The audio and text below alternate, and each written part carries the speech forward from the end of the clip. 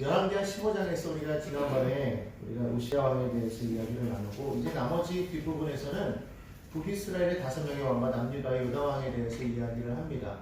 오늘은 요다 왕에 대해서는 이야기를 안 하고 이 북이스라엘 5왕에 이어서 17장, 16장, 17장에 나오는 호세아 왕에 대해서 말씀을 나누려고 합니다.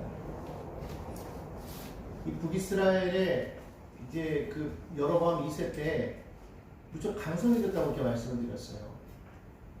근데 불과 40년도 안 돼가지고 그 나라가 멸망하게 되는 모습을 오늘 우리는 보게 되는 것입니다. 왜 그렇게 되었을까요? 그 이유에 대해서 오늘 한번 살펴보도록 하겠습니다.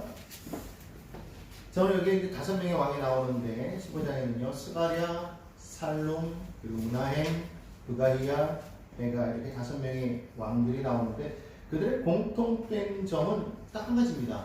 그들이 하나님 보시기에 악을 행하였다는 거예요. 그래서 어떤 악을 행하였느냐? 성경은 그렇게 묘사를 합니다. 여로보암의 죄에서 떠나지 아니하였더라 그렇게 말하고 있습니다. 여로보암은 누구죠? 바로 남북이 갈라졌을 때의 북이스라엘의 첫 번째 왕이 되었던 사람이 바로 여로보암이었죠. 그 여로보암이 어떤 일을 행했습니까? 예루살렘에 내려가서 예배하는 것이 두려워서 예루살렘으로 내려가는 길을 막아버리고 베델과 단에 산당을 세우고 그리고 금송아지를 만들어서 그곳에 두고 그리고 레위 사람이 아닌 그리고 모세 형이었던 아론의 그 후손이 아닌 아무나 제사장으로 삼아서 예배하게 했다는 거예요. 그리고 절기를 하나님이 정하신 그 절기대로 행하지 아니하고 자기가 원하는 날짜에 비슷하게 절기와 비슷한 날짜를 적어서 그날을 예배하게 했다는 것이죠.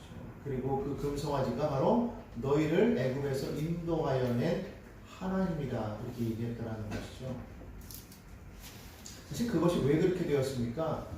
하나님께서 여로보암에게 그 왕권을 주었음에도 불구하고 그 왕권을 잃어버릴까봐 그가 두려워서 그와 같은 일을 행했다는 거예요. 하나님을 전적으로 신뢰하지 못했던 것을 우리가 알 수 있어요. 바로 여기 나오는 이 5명의 왕들이 그랬다는 겁니다. 여로보암의 아들이었던 스가랴가 이제 왕이 됩니다. 그런데 그도 역시 하나님에게 악한 사람이었다고 성경은 말하고 있어요. 여로보암의 길을 행했겠죠. 자, 그러다 보니까 하나님께서는 예후에게 이야기했던 것처럼 너희에게 왕조를 내가 허락하여 줄 것인데 4대에서 끊어질 것이라 말했지 않습니까? 그 말 그대로 반란이 일어나게 됩니다. 바로 이 살룸이라는 사람이 반란을 일으켜서 이 스가랴를 죽입니다. 불과 6개월 만에 일어난 일이에요. 그러니까 6개월밖에 왕위를 행하지 못하고 반란이 일어나서 그는 죽고 살룸이 왕이 됩니다. 그런데 그 모습을 바라보았던 무나임이라는 사람이 올라와서 역시 마찬가지로 살룸을 쳐서 죽입니다. 그가 왕이 된 지 불과 한 달밖에 되지 않았어요. 1년도 채 되지 아니하여서 왕조가 계속해서 바뀌는 그런 일이 일어나게 됩니다. 이 무나임이라는 사람은 상당히 악한 사람이라서 자기에게 반대할 사람들을 일거에 다 죽여버립니다. 왜냐하면 자기도 반역을 했기 때문에. 심지어는 어떤 일까지 아니면 어린 아이를 뵌 여인들까지도 죽였다고 성경에 그렇게 나와 있어요. 상당히 포악한 그런 왕입니다. 그래서인지 몰라도 그는 무려 10년이라는 세월 동안을 그는 왕위에 올라가서 이 땅을 다스리게 되었다는 것이죠. 그러나 여전히 그는 악한 왕이었던 것을 그렇게 우리는 알 수가 있습니다. 자, 바로 그럴 때에 이때만 해도 아수르가 쇠퇴기에 접어들었다고 이렇게 말씀드렸었죠. 잠시 동안 80년간의 그 쇠퇴기가 이제 막 끝나고 이 당시에 이제 새롭게 왕으로 올라선 사람이 있었습니다. 바로 디글랏 빌레셋 3세라는 사람입니다. 오늘 성경에서는 불이라고 그렇게 표현하고 있는데 그 사람의 원 이름은 디글랏 빌레셋이라는 그런 사람입니다. 역대하 5장 26절에 보면 그의 이름이 나와 있어요. 역대상. 그러니까 이 사람이 왕이 되면서 이 아수르가 다시 한번 제2의 부흥기를 맞이하게 됩니다. 그 사람 이후로 6명의 왕이 일어나게 되는데 그 왕들이 하나하나가 다 출중한 왕들이었어요. 한 사람 한 사람이 얼마나 뛰어난 왕들이었던지 점점 이 아수르가 그 이제 부흥을 넘어서 팽창해 나아가기 시작합니다. 예전에는 어떤 나라를 공격해서 쳐들어가면 그 나라의 힘으로 굴복하고 조공을 받는 것으로 만족하고 돌아왔단 말이에요.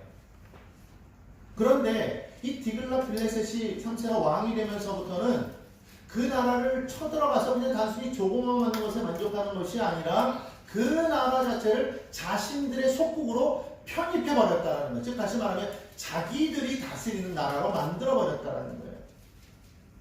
그것이 그때로부터 시작해서 그 이후에 6명의 왕이 나타나서 계속해서 그와 같은 정책을 펴면서 나라는 점점 영토가 확대되어져 나아가게 됩니다. 바로 이때서부터 이 아수르는 제국주의의 노선으로 나아가기 시작합니다.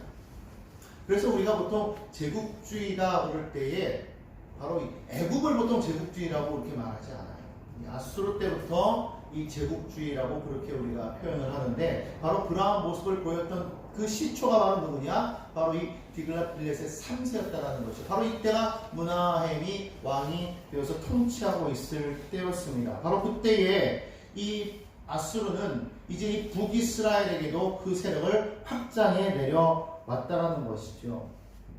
쳐들어왔을 때 그때 므나헴이 깜짝 놀랐죠. 갑자기 그와 같은 일이 생기니까 부랴부랴 그는 은 1000달란트를 모아서 이 디글랏빌레셋에게 주면서 싹싹 빌죠. 우리가 형제국이 될 테니 우리를 좀 도와주시고 그냥 조용히 물러가 주시면 좋겠습니다.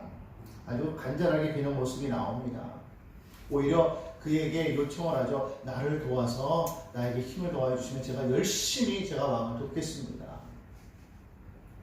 그는 자기의 통치권을 강하게 만들기 위해서 그와 같이 행동을 합니다. 그럼 그 돈이 다 어디서 나왔을까요? 성경에 보니까 부자들에게 한 사람당 은 50세겔씩을 바치게끔 했다고 성경에 말씀하고 있습니다.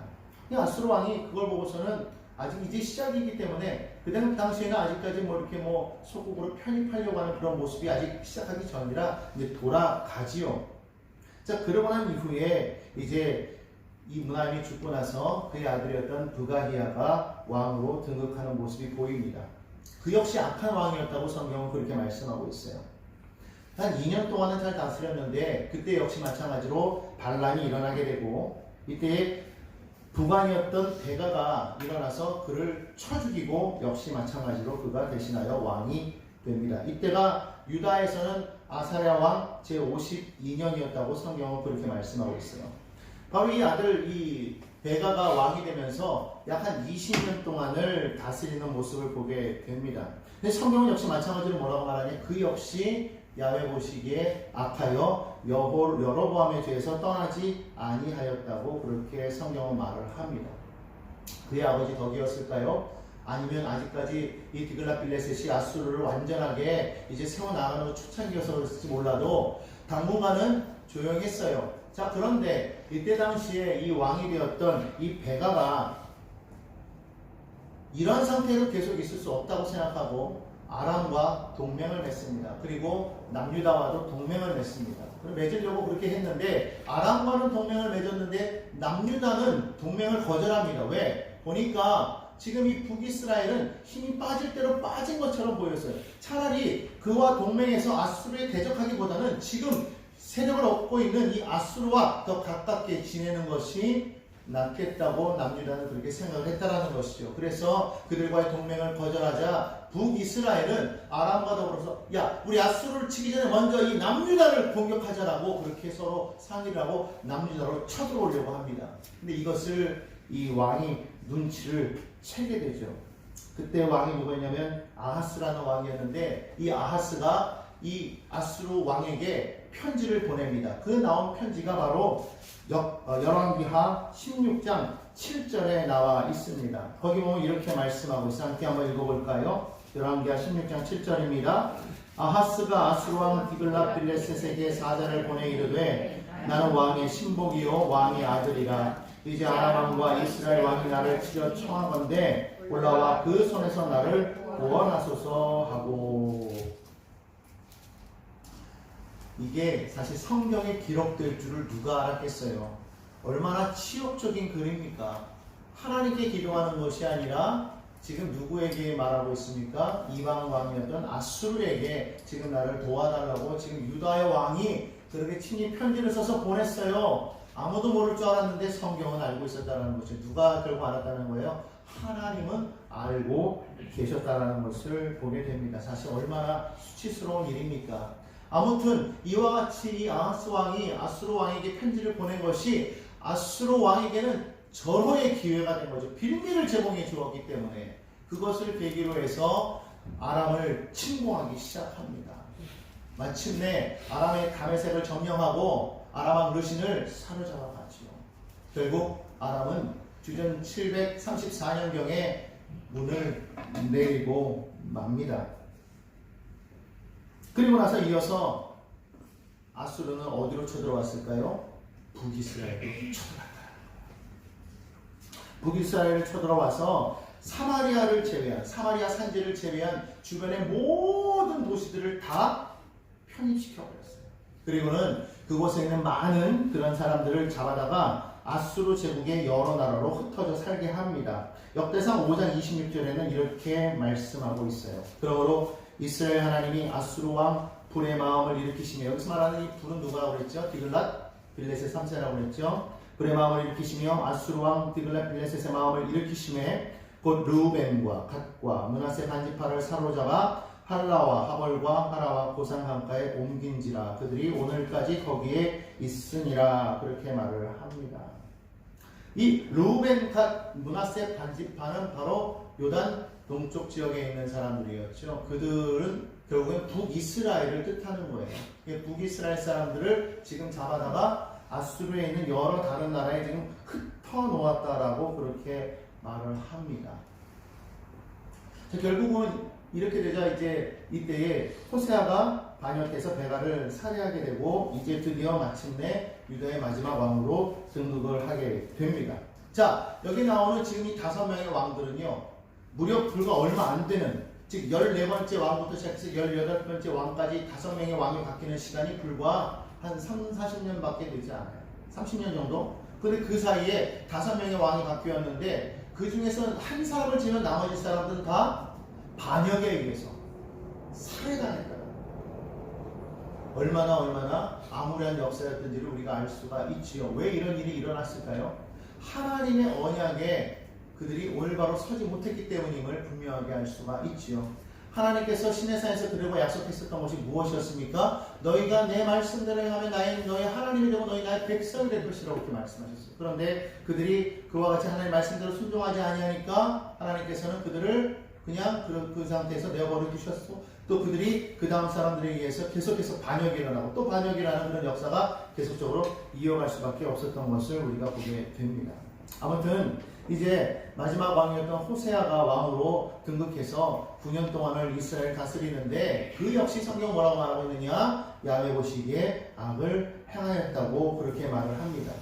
물론 성경은 표현할 때 그가 이전의 왕들만큼은 악하지 아니하였다고 말하는 것을 보면 아마 다른 우상들에게 그렇게 열심히 있는 것도 또 아닌 것던 것 같아요. 아무튼 그는 왕이 되면서 무엇을 하냐면 아수르에게 처음부터 친근하게 나아가죠.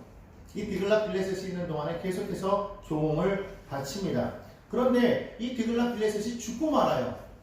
죽고 마니까 그 다음에 살마네셀 5세가 왕이 되는데 바로 그때에 이때가 기회라고 생각하고서는 이 호세아 왕은 조공을 중단해버리고 이스라엘의 소왕자와 동맹을 맺게 됩니다.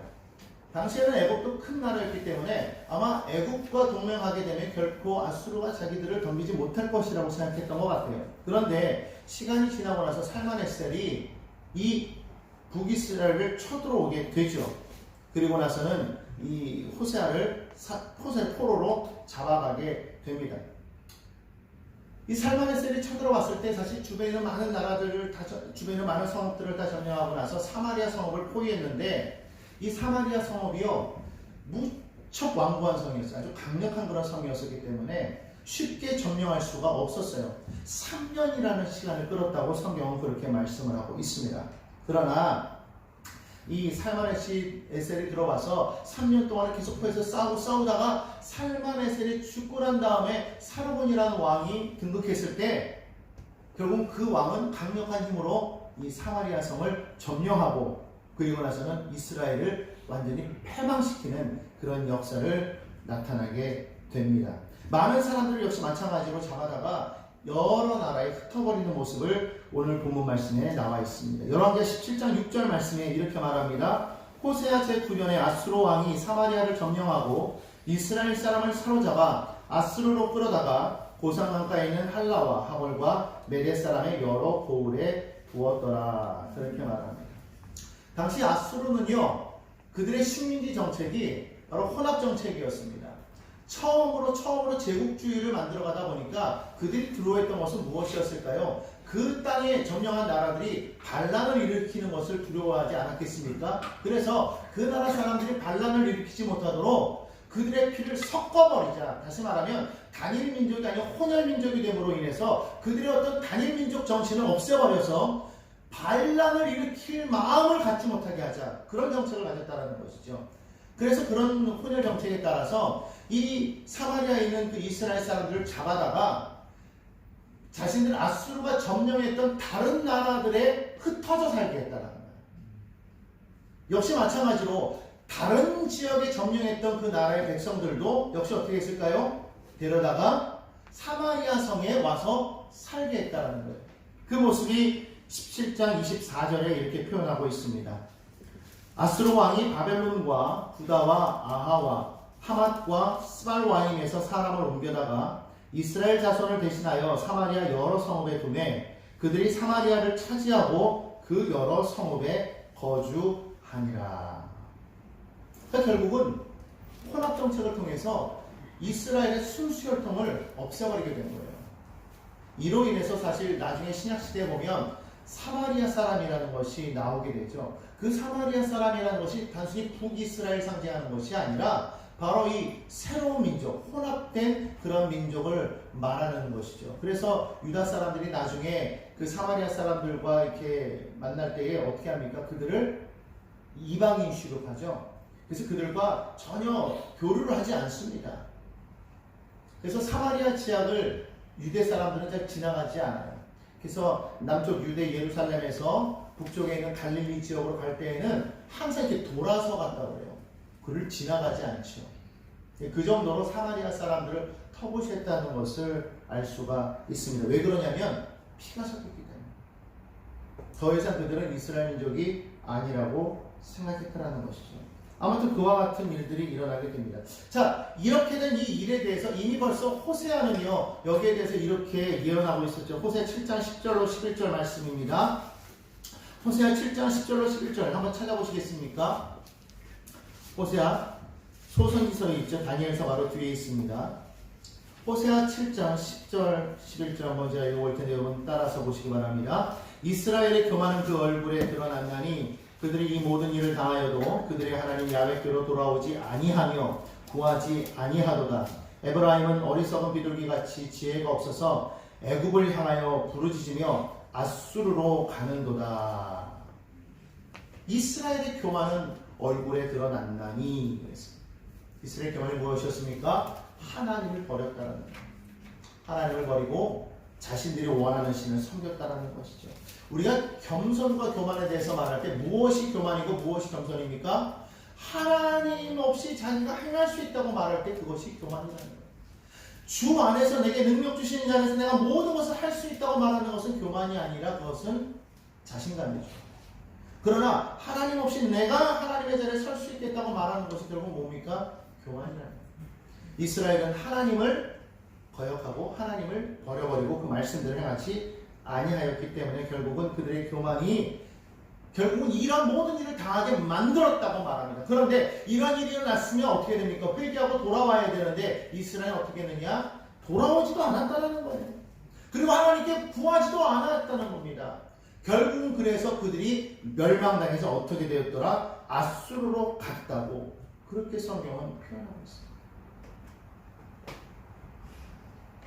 여기서 말하는 이 에브라임은 왜 에브라임이냐 하면 바로 이 처음에 남북으로 갈라졌을 때의 이 북이스라엘 첫 번째 왕이었던 여로보암의 지파가 바로 에브라임이었기 때문에 그래서 우리가 보통 북이스라엘 지칭할 때 에브라임이라고 말하면 아 이것이 북이스라엘을 말하는구나 우리가 그렇게 알 수가 있어요. 아무튼 결국 그와 같이 지금 예언이 있었음에도 불구하고 그들은 끝까지 하나님 앞에 돌아오지 아니함으로 인해서 결국 마침내 주전 722년경에 아수르에 의해서 패망하고 말았다는 거예요. 결국 북이스라엘 멸망의 원인이 무엇이었다고요? 하나님과의 언약을 그들이 깨뜨려버렸기 때문이라는 거예요. 그 언약이 무엇이었습니까? 너희가 가나안 땅에 들어갈 때에 다른 신을 섬기지 않고 오직 나 야훼 하나님만을 섬겨라 라고 하나님께서 말씀하셨고 이스라엘 백성은 그렇게 하겠다고 언약했다라는 거예요. 그런데 그 언약을 깨뜨려버렸다는 것이죠. 결국 그 언약을 깨뜨려버렸기 때문에 하나님께서는 이스라엘 백성들을 멸망시킬 수밖에 없었다는 거예요. 근데 여러분 보십시오. 하나님은 그렇게 무자비한 하나님이십니까? 처음부터 그냥 그렇게 죄를 짓지 않은 사람, 죄 지은 자를 그냥 단번에 너 죄 지었으니까 멸망해 라고 한 번에 그렇게 멸해버리신 겁니까? 아니죠. 사실은 계속해서 앞에서 호세아가 말했던 것처럼 계속해서 하나님께서는 선지자들을 보내서 경고하셨다는 거예요. 돌아오라고 말씀하셨다는 거예요. 끝까지 기다리셨다는 겁니다. 왜요? 하나님이 그들을 사랑합니다. 오늘 13절 보면 우리가 오늘 읽었던 본문 말씀이 13절에 뭐라고 말씀하고 있습니까? 이렇게 말합니다. 야훼께서 각 선지자와 각 선견자를 통하여 이스라엘과 유다에게 지정하여 이르시기를 너희는 돌이켜 너희 악한 길에서 떠나 나의 명령과 율례를 지키되 내가 너희 조상들에게 명령하고 내 종 선지자들을 통하여 너희에게 전한 모든 율법대로 행하라 하셨으나 다시 말하면 나의 명령과 나의 율례를 지키라는 겁니다. 하나님께서 우리에게 주신 그 율례는 결코 우리를 멸망시키려고 하는 것이 아니라 에스겔 선지자의 말에 의하면 너희가 나의 율례와 나의 규례를 지키면 너희가 살겠다고 그렇게 말씀하고 있습니다. 다시 말하면 하나님께서 우리에게 이 율법을 주신 것은 무엇 때문이냐? 우리에게 온전한 삶을 주시기 위해서 하나님께서 주셨다는 거예요. 그것은 우리를 억압하기 위해서 주신 것이 아니라 너희가 이것대로만 행하면 너희가 산다라고 하나님께서 하나의 그런 매뉴얼을 주셨다는 거예요. 매뉴얼대로만 하면 사는 거예요. 그런데 그 매뉴얼을 몰랐기 때문에 이스라엘이 멸망할 수밖에 없었지 않았겠습니까? 왜 우리가 말씀을 읽어야 합니까? 말씀을 읽을 때 그 말씀 속에 우리가 살아갈 수 있는, 다시 말하면 우리 생명을 유지할 수 있는 그러한 진리가 있다는 거예요. 그 말씀을 읽고 그 말씀대로 살아갈 때에 우리가 산다는 겁니다. 하나님께서는 우리가 온전히 살기를 원하셨기 때문에 우리에게 율법과 규례를 주셨고 그것대로 살아가기를 원하셨다는 거예요. 단순히 그것이 하나님 나만을 섬기라고 하나님께서 우리를 얽어매기 위한 하나의 조약을 주신 것이 아닙니다. 조건부로 우리에게 그것을 주신 것이 아니라는 것입니다. 그것을 주신 것은 하나님은 우리를 사랑하셔서 이 험악한 세상 속에서, 이 어두운 세상 속에서 우리가 어떻게 하면 살아갈 수 있을지를 하나님이 아셨기 때문에, 그래서 이것을 너희가 지켜야만 너희가 정말 생명 가운데 나아갈 수 있기 때문에 하나님께서 그걸 주셨다는 거예요. 근데 사람들이 그걸 지키지 않고 있어요. 왜? 아직 꼭두각시거든요. 인간에게 자유의지가 있기 때문에 사람들은 이것보다는 내가 원하는, 내가 바라는 이것대로 행하는 것이 낫지 않겠느냐, 사람은 그렇게 생각했다는 거예요. 여전히 그들의 마음 가운데는 아담의 그 마음이 있는 것이죠. 그들이 선악과를 따먹은 이후에 그들의 마음 가운데 무엇이 있었습니까? 하나님처럼 되고자 하는 그런 마음이 있었다. 내가 드러나야 돼요. 내가 나타나야 돼요. 결국 이스라엘 백성들은 하나님께서 계속해서 돌아와라, 돌아와라, 너희가 악한 길에서 돌이켜서 내게로 돌아와라, 돌아와라 계속해서 말씀하셨음에도 불구하고 그들은 결국은 돌아오지 않았다는 거예요. 왜요? 마음이 강박해야 돼요. 마음이 완고해야 돼요. 오늘날도 마찬가지입니다. 여러분, 우리가 생각할 때에 왜 이렇게 세상이 험악한데도 주님 오시지 않을까? 주님 분명히 오신다고 말했는데, 주님 분명 오신다고 말했는데 왜 안 오실까? 믿는 사람들은 계속 그럴 거예요. 주님 빨리 오시면 좋겠다. 주님 빨리 오셔서 좀 우리 이 힘든 일 다 벗어 던지고 하나님 나라에 가서 정말 기쁘고 행복하게 살았으면 좋겠다. 뭐 그런 마음이 있어요. 근데 주님이 안 오신다. 세상이 이렇게 험하고, 성경에 보면은 그 말세가 되면 이런 일이 있을 것이라고 말했는데, 뭐 재난이 있고 기근이 있고 전쟁이 있고 뭐 민족이 나라가 나라를 대적하는 일이 있을 것이라. 이거 말세가 아닌가? 그런데 성경은 뭐라고 말하고 있느냐? 아직 끝이 아니다. 이제 시작이다. 때가 이르지 않았다. 이제 그것이 이제 시작일 뿐이지 끝은 아니라는 거예요.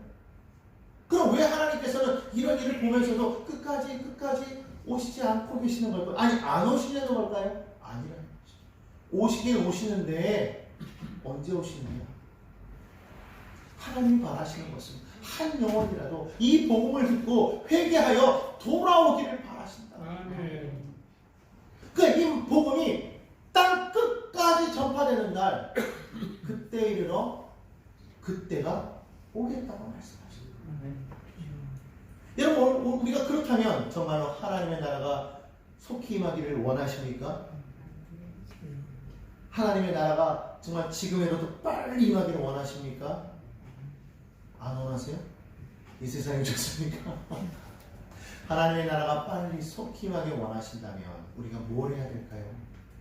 복음을 모르는 사람들이 어쨌든 선포해야 되는 거예요. 그들이 듣든 안 듣든 돌아오든 안 돌아오든 상관없이요. 뭘 해야 되는 거예요? 선포해야 되는 거예요. 어쨌든 선포하면은 들을 거 아니에요. 들은 자는 변명할 게 없는 거예요. 근데 우리가 선포하지 않아서 그들이 못 듣고 멸망한다면 그럼 그 책임은 누구에게 있습니까? 우리에게 있다. 성경 말하지 않습니까? 전쟁이 일어났는데 파수꾼이 경고하지 아니하여서 그 성이 망한다면 그 책임은 누구에게 있겠느냐? 파수꾼에게 있죠. 그러나 파수꾼이 경고했음에도 불구하고 사람들이 그것을 대비하지 않았다면 그 망한 책임은 누구에게 있습니까? 사람들에게 있죠. 오늘 그렇기 때문에 우리에게서 정말 중요한 것은 그냥 사는 게 중요한 게 아니라 삶을 통하여서 정말 하나님의 살아계신과 그 복음을 우리는 전해야 된다는 거예요. 왜냐하면 전하지 아니하면 그들이 멸망당한 책임이 우리에게도 있기 때문에. 오늘 그렇기 때문에 여러분들 우리는 정말로 증거해야 될 줄로 믿습니다. 악한 길에서 돌아오라고 우리는 전해야 될 줄로 믿습니다. 우리가 전하는 것이 단순히 교회를 확장시키려는 게 목적이 아닙니다. 하나님의 그 사랑을 우리는 깨달으라는 것입니다. 하나님은 우리 모두를 다 사랑하시는 거예요. 우리가 그 사랑을 알아야 되는 겁니다. 오늘 이 열왕기서라는 이 열왕기 이 내용을 왜 하나님이 쓰셨을까요? 단순히 우리가 알 수 없는 그 나라의 그런 역사를 우리나라 역사도 제대로 모르는 한국에 남의 나라 역사를 내가 지금 알아야 되는가? 우리나라 왕의 이름도 제대로 모르는데 하물며 우리랑은 정반대에 떨어진 나라에 그것도 어려운 이름을 가진 그 사람들의 그 이름을 굳이 우리가 들을 필요가 있는가 생각할 수도 있어요. 굳이 이것이 성경에 들어갈 이유가 뭐가 있겠는가 생각할 수 있어요. 그러나 열왕기서가 전반적으로 이야기하는 것은 무엇입니까? 하나님께서는 지금까지 창세기로부터 여기까지 오는 동안에 하나님께서 말씀하셨던 것은 나는 이 땅에 나의 나라를 세우겠다는 것이었어요. 마침내 그 나라를 세웠지만은 그러나 그 나라가 하나님의 뜻 가운데 이루어지지 않았기 때문에 결국 역사 가운데 어떻게 됐더라? 망하였다라는 겁니다. 그 망하게 된 그 모습을 바라보면서 오늘날 이것을 통해서 이것을 읽는 우리 모두가 깨닫기를 원하시는 거예요. 하나님의 나라를 나는 너희를 통해서 다시금 세우기를 원한다. 오늘날 이 땅에 교회를 세워서 나는 나의 나라를 세워나가고 있다. 그러나 너희가 이 사명을 감당하지 아니하면 결국은 망할 수밖에 없다. 오늘 우리가 정말 이 땅을 살아가면서 우리에게 있어서 정말 사명은 무엇일까요? 사도행전에 나타난 것처럼 오직 성령이 너에게 임하시면 너희가 권능을 받고 예루살렘과 온 유대와 사마리아와 땅 끝까지 이르러 내 증인이 되리라. 아멘. 말씀하시는 거 아니겠어요? 마태복음 28장에서도 주님이 마지막으로 우리에게 당부하셨던 그런 말씀이 있습니다. 우리 마태복음 28장 다 함께 한번 보도록 하겠습니다.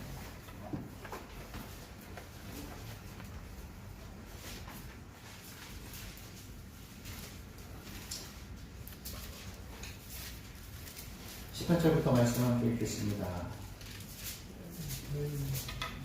함께 읽습니다. 큰 소리로 함께 읽습니다. 마태복음 28장 18절부터 20절입니다. 시작. 예수께서 나와 말씀하여 이르시되 하늘과 땅의 모든 권세를 내려주셨으니 그러므로 너희는 가서 모든 민족을 제자로 삼아 아버지와 아들과 성령의 이름으로 세례를 베풀고 내가 너희에게 공부한 모든 것을 가르쳐 지키게 하라. 볼지어다 내가 세상 끝날까지 너희와 항상 함께 있으리라 하시니라. 아멘. 주님이 우리에게 마지막으로 부탁하신 그 말씀이 무엇이냐? 이건 부탁이라기보다는 사실은 명령이에요. 오늘 여기 성경은 뭐라고 말하고 있습니까? 하라 이렇게 말씀하세요. 하라. 했으면 한다가 아니죠. 너에게 당부하노니 이렇게 하면 좋을 것이다가 아니라 하라 이렇게 말씀. 명령이에요. 다시 한번 볼까요? 그러므로 너희는 가라.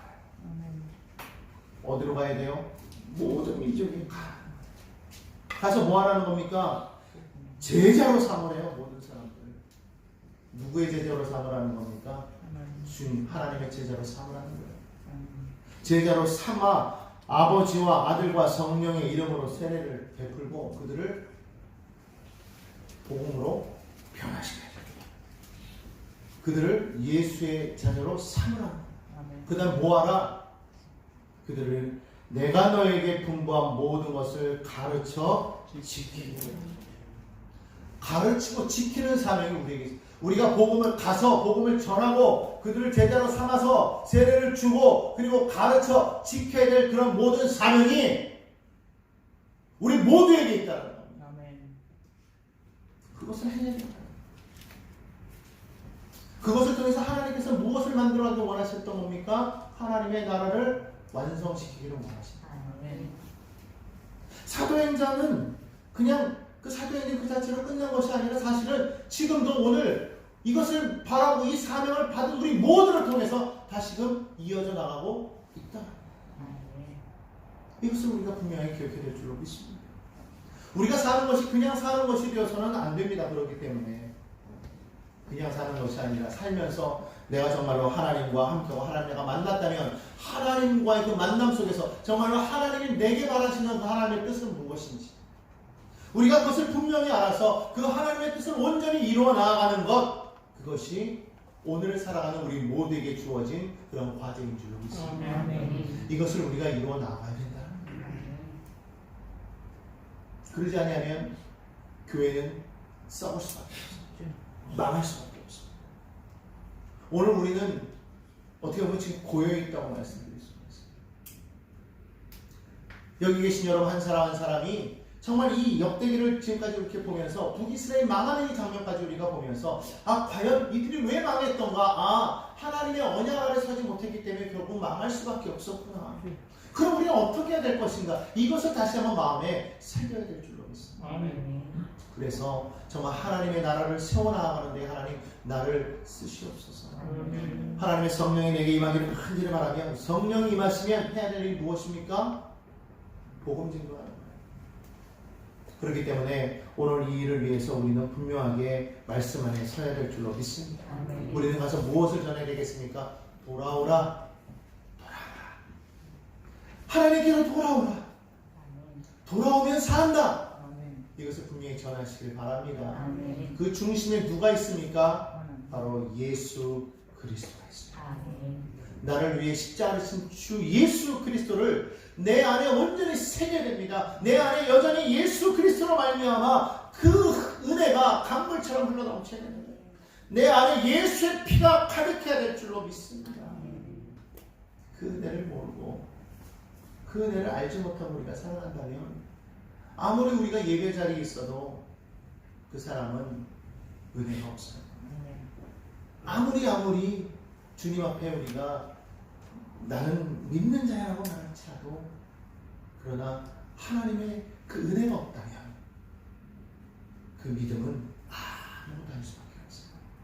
오늘 여러분들 예수님을 정말 여러분 마음에 모셔드리셨습니까? 정말 예수 그리스도가 여러분 안에 와 계심을 믿으십니까? 아멘. 정말 예수의 십자가의 그 은혜가 여러분 가운데 있습니까? 아멘. 그 피가 나를 변화시킨 것을 믿으십니까? 주시는 그 은혜의 삶을 여러분 살아가는 여러분 되십시오. 그 어떤 것보다도 주님의 은혜로 하나님께 영광 돌리며 정말 하나님께 감사함으로 그 은혜를 드리는 믿음의 백성들이 다 되시기를 예수님의 이름으로 간절히 축원합니다.